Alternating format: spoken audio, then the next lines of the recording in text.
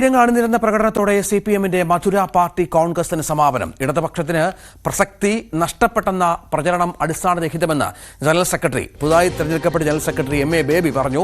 സർക്കാരിന്റെ നേട്ടങ്ങൾ വിശദീകരിക്കുന്നതായിരുന്നു മുഖ്യമന്ത്രി പിണറായി വിജയന്റെ പ്രസംഗം.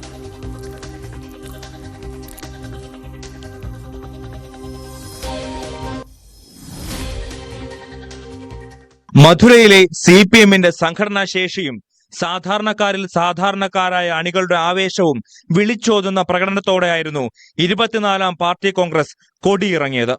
പാർട്ടി കോൺഗ്രസിന്റെ ആദ്യ ദിനം മുതൽ 100 കണക്കിന് പ്രവർത്തകരാണ് സമ്മേളന വേദിയിലേക്ക് ഒഴുകിയെത്തിയത്. മധുരയിലും തമിഴ്നാടിന്റെ മറ്റു ഭാഗങ്ങളിൽ നിന്നുമായി ആയിരക്കണക്കിന് പേർ സമാപന സമ്മേളനത്തിനുമെത്തി. കേരളത്തിൽ നിന്നും 100 കണക്കിന് പ്രവർത്തകർ പാർട്ടി കോൺഗ്രസിന്റെ ആവേശത്തിൽ പങ്കുചേരാൻ എത്തിയിരുന്നു. സിപിഎമ്മിന്റെയും ഇടതുപക്ഷത്തിന്റെയും ഭാവിയിൽ ആശങ്ക വേണ്ടെന്നും അത് ശോഭനമെന്നും ജനറൽ സെക്രട്ടറിയുടെ ശുഭപ്രതീക്ഷ. Throughout the country, CPIM and the left forces would be able to emerge as a force to reckon with. For that, we hope the support of the entire masses. People of Madura, people of Tamil Nadu came forward to make the 24th Congress of the CPIM a resounding success. For that, let's salute to all of you.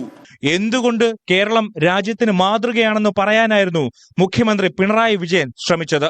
Those who should stand together, those who face the same troubles of life are being divided not just in this instance. Take Kerala's coast for example. There Hindus, Christians and Muslims work as fisher folk. They all face the same situations in life. Yet even they were sought to be divided by spreading hatred amongst them. However, that political design of hatred did not materialize there. തമിഴ്നാട്ടിലെ പാർട്ടിക്ക് ഊർജം നൽകുന്ന അനുഭവമായി party Congress സംഘാടനം മാറി. May 20 ദേശീയ പണിമുടക്ക് വിജയിപ്പിക്കാൻ ആഹ്വാനം നൽകിയാണ് പാർട്ടി കോൺഗ്രസ് സമാപിച്ചത്. ന്യൂസ് 18 മധുര. എം.എ. ബേബി ഇന്നലെയാണ് സിപിഎമ്മിന്റെ പുതിയ ജനറൽ സെക്രട്ടറിയായി തെരഞ്ഞെടുക്കപ്പെട്ടത്. കേരള രാഷ്ട്രീയത്തിലെ മറ്റൊരു തിരിച്ചുവരവ് കൂടിയാണ് എം.എ. ബേബിയുടേത് എന്ന് മനസ്സിലാക്കണം. നമുക്കറിയാം, വളരെ പ്രസക്തനായ ഒരു സമയത്ത് മുഖ്യമന്ത്രിയായി പോലും പരിഗണിക്കപ്പെട്ടിരുന്ന നേതാവ് കൂടിയാണ് ബേബി. എം.എ. ബേബി സിപിഎമ്മിന്റെ നേതൃത്വത്തിലെത്തുന്നതോടെ സംസ്ഥാന രാഷ്ട്രീയത്തിലും അത് ചലനങ്ങൾ ഉണ്ടാക്കുമോ എന്നതാണ് കാത്തിരുന്ന് കാണേണ്ടത്. പാർട്ടിയിലും സർക്കാരിലും അവസാന വാക്കായ പിണറായി വിജയന്റെ അപ്രമാദിത്വം ചോദ്യം ചെയ്യപ്പെട്ടേക്കാം.